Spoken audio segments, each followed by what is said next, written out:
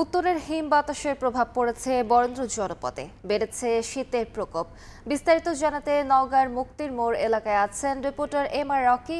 সরাসরি চলে যাচ্ছি তার কাছে। রকি, ডিসেম্বরের শুরু থেকে তাপমাত্রা এই অঞ্চলে ব্যাপক নিচে নেমে এসেছে। বিশেষ করে 18-20 ঘরের তাপমাত্রা এই মুহূর্তে বিরাজ করছে 12 থেকে 13 ঘরে, অর্থাৎ শীতের যে প্রকোপ তা কিন্তু এই মুহূর্তে অনুভূত হচ্ছে। এবং আমরা দেখছিলাম ভোর সকাল থেকে বেলা 10টা-11টা পর্যন্ত তীব্র শীত অনুভূত হচ্ছে এবং এরপর আবার কিছুটা সূর্য উঁকি দিলে তারপরে শীতের প্রকোপটা কিছুটা নেমে আসছে।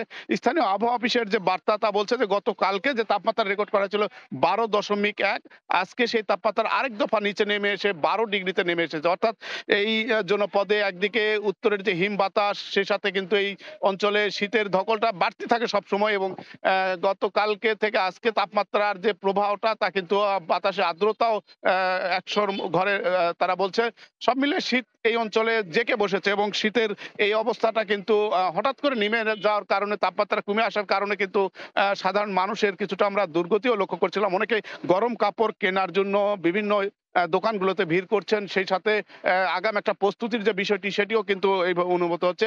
এবার তাপমাত্রা কিছুটা ছন্দপতন হচ্ছিল, কখনো 20 কখনো 22 ডিগ্রি তাপমাত্রা, আবার সেই তাপমাত্রা কিন্তু 12-13 ঘরে।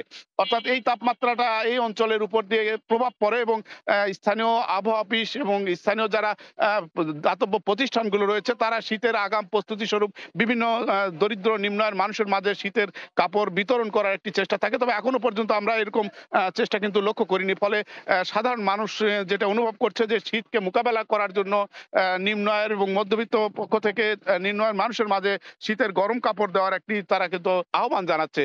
এবং শীত এই অঞ্চলে কিন্তু দীর্ঘায়িত হয়ে থাকে। এই ডিসেম্বর থেকে টানা কিন্তু 1-1.5 মাস শীত, একটা তীব্র শীত অনুভূত হবে। এবং এবার আবহাওয়া অফিসের যে বার্তা তাতে তারা বলছেন যে তাপমাত্রার বড় একটি বিপর্যয় তারা অনুভব করছেন। এবং যেখানে 20-22 ঘরের তাপমাত্রা আগামী তে আরো কিন্তু তাপমাত্রা নিচে নেমে যাওয়ার বার্তাটাই আবহাওয়া অফিসের দিক থেকে দেওয়া হচ্ছে।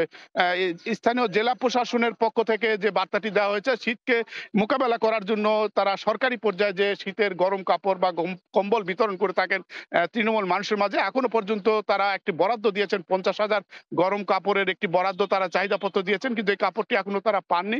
তবে ছিন্নমূল নিম্ন আয়ের মানুষের মাঝে শীতের প্রস্তুতি স্বরূপ এই মুহূর্তে কিন্তু আমরা দেখছিলাম যে নিম্ন আয়ের মানুষের মাঝে যেটি খুবই জরুরি সেটি হলো যে বিভিন্ন উচ্চবিত্ত মধ্যবিত্ত পরিবারের পক্ষ থেকে কিন্তু অনেকেই এই সব মানুষকে সহযোগিতা করে থাকেন, কিন্তু এখনো সেই সহযোগিতার হাত প্রসারিত হচ্ছে না বা সহযোগিতা আমরা দেখছিলাম না। সব মিলিয়ে শীত মোকাবেলা এবং শীতের এই সময়টাতে নিম্ন আয়ের মানুষের ভিতরে এক ধরনের কিন্তু শঙ্কা রয়েছে। তারা কিন্তু নিম্ন আয়ের মানুষরা মধ্যবিত্ত বা উঁচু লেভেলের মানুষের মাঝে কিন্তু তারা একটি প্রত্যাশার পথ চেয়ে বসে রয়েছেন।